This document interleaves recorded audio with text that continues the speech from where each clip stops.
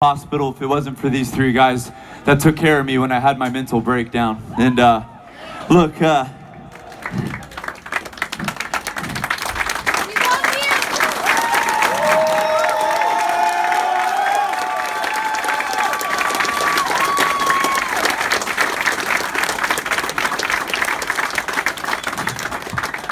sum of all my anxieties and all my depression, my mania, all the very negative thoughts that I had about myself all just kind of coalesced when we were on tour in Europe, and I nearly took my life because of it.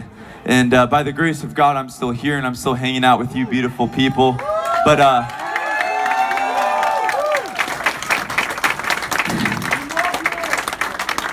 the reason I'm telling you this though isn't so you just get another sob story from another metal band. You don't need that. The reason I'm telling you this is because I care about y'all and I don't want you to get to where I got. Because I got there because I was being a coward, to be honest with you. I knew I had a problem, but I didn't know how to fix it. And I was afraid that even maybe trying to address it head on would make it worse. So sometimes, you just pretend like things don't exist and you hope they go away. But part of growing up for me is realizing that things don't just magically go away just because you don't like them. Sometimes it takes effort. It takes the hardest fight of your life to make those things go away. And I think some of you, there's a good chance you're also going through some stuff right now, psychologically, spiritually, emotionally. And it's not enough for me anymore. It used to be enough to just talk about mental health so that people were aware of it. But that doesn't mean enough to me anymore. I want mental health action. I want people to do something about it. Does that make sense? And so, if you know that there's something wrong, if you can look back at the last year or two and you can see this steady decline and you've lost a lot of hope for the world, hope for yourself, the things that you used to love to do aren't the same anymore. You can't sleep right, you can't eat right. There's something that's very broken in you. There's an addiction you can't kick. I want you to do something about it, okay? I don't want you to get to where I was because I'm incredibly lucky to be here. And I can't believe that these guys still want to be in a band with me and still want to be friends with me, but they have. And thanks to them, I'm still here. But a lot of people don't have three people watching their back at all times like my bandmates were. And I don't want you guys to lose the gift of life because I do believe that every life is sacred. And we don't have to believe the same things, but I do believe you're made in the image of God, and I believe your life has a purpose. And I want you to live out that purpose. I don't want you to try to throw that away. So I love you so much. Thank you for coming out to this room. And there's a lot of you in this room that were there for me, sending me messages when I was in the hospital. I just want to say thank you. I love you, Mikey.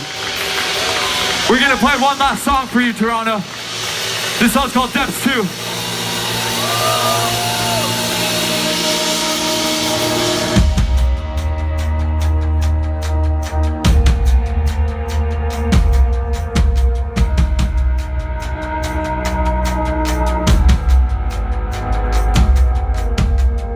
'Cause all the world was a dream I couldn't shake, and a midnight reverie of which I'll never wake.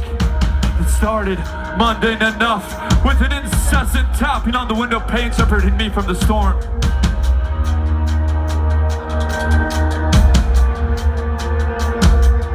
Where inside I sat, me the loathsome fool, with my head cocked sideways in confusion, as my looking glass became a two-way mirror, and you could watch me hide from everything on this living sphere. But don't you dare darken my doorstep, stranger. Never step more. Oh no, never more. You see, I have this reoccurring dream where we snuck past scores of slumbering guards and fixed that rustic iron key and that lock to set you free. And I would bring you liberty, where in reality I'm a coward. I'm collateral matter, swayed by the banalities of time and space. I'm an aim without a face.